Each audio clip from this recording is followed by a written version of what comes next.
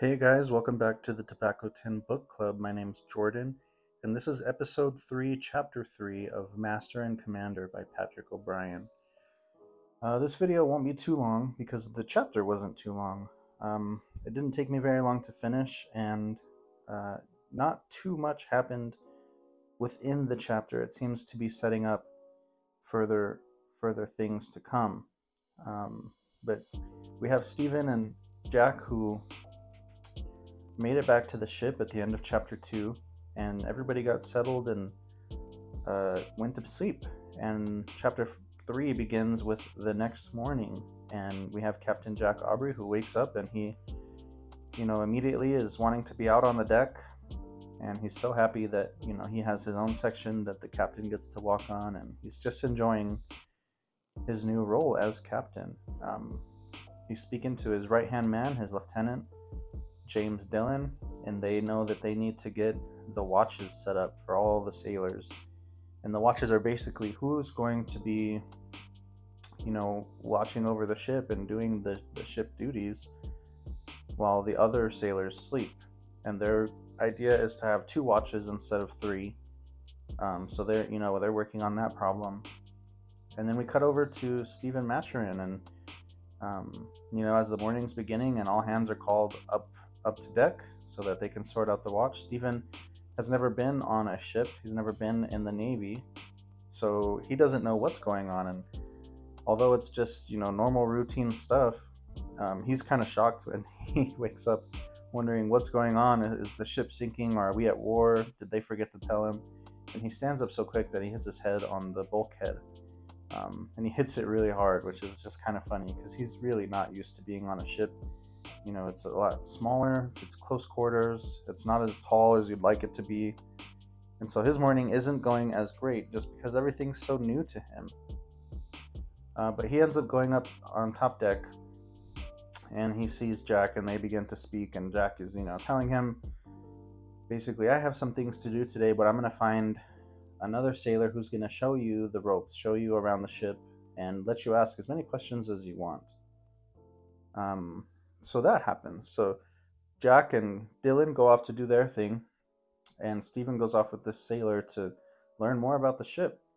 But right before that happens, Jack finally introduces Stephen Maturin and James Dillon. And they do recognize each other, and it's a very, very cold but secret knowing.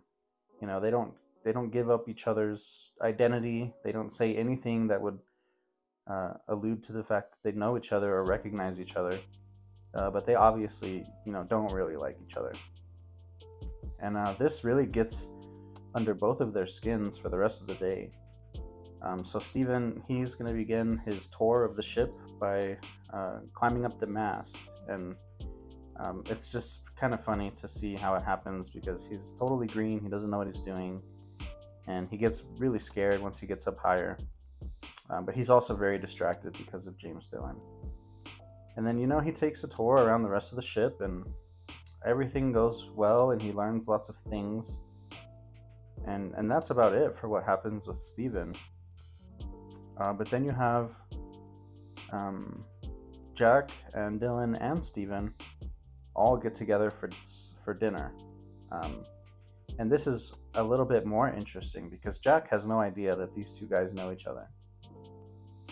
And he seems kind of oblivious when he talks. Like, he just seems like the type of guy who, gets kind of absorbed in his own things, his own way of things going on, that he misses the body language and the unspoken signals that people give off when, they're uncomfortable. But Jack and Stephen begin speaking to each other, and they're saying something without saying it. If that makes sense, they're kind of double speaking, and they basically come to an agreement that they're just not going to say anything about the past, and they're not going to, bring it up or hash it out right here.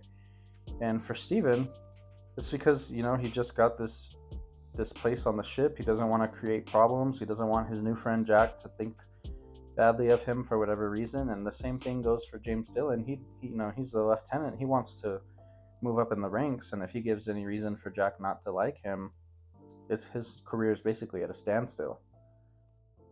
There is one funny moment where James Dillon is telling a story, and at the beginning of the story, he says he was shaving, and all of a sudden he nicked himself.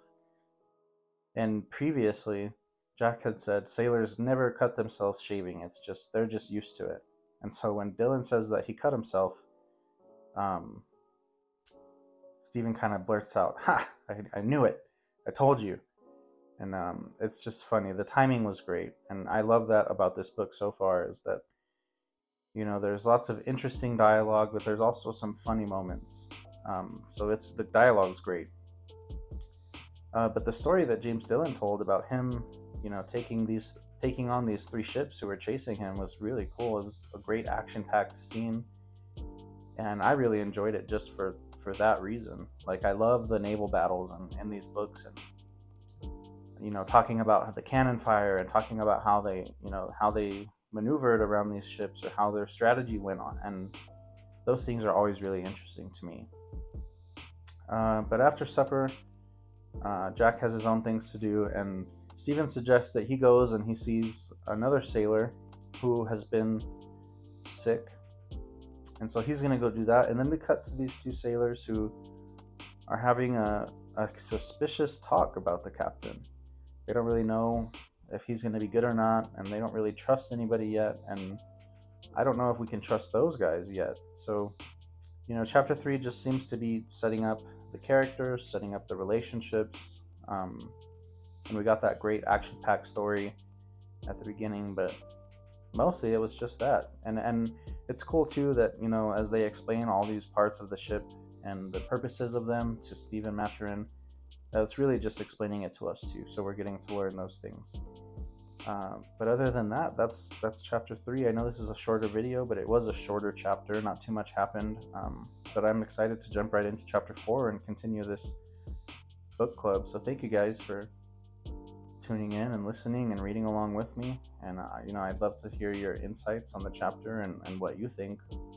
But other than that, let me know if there's anything else you guys want me to make a video on or to read, because when we're done with this book, we'll have to move on to another one.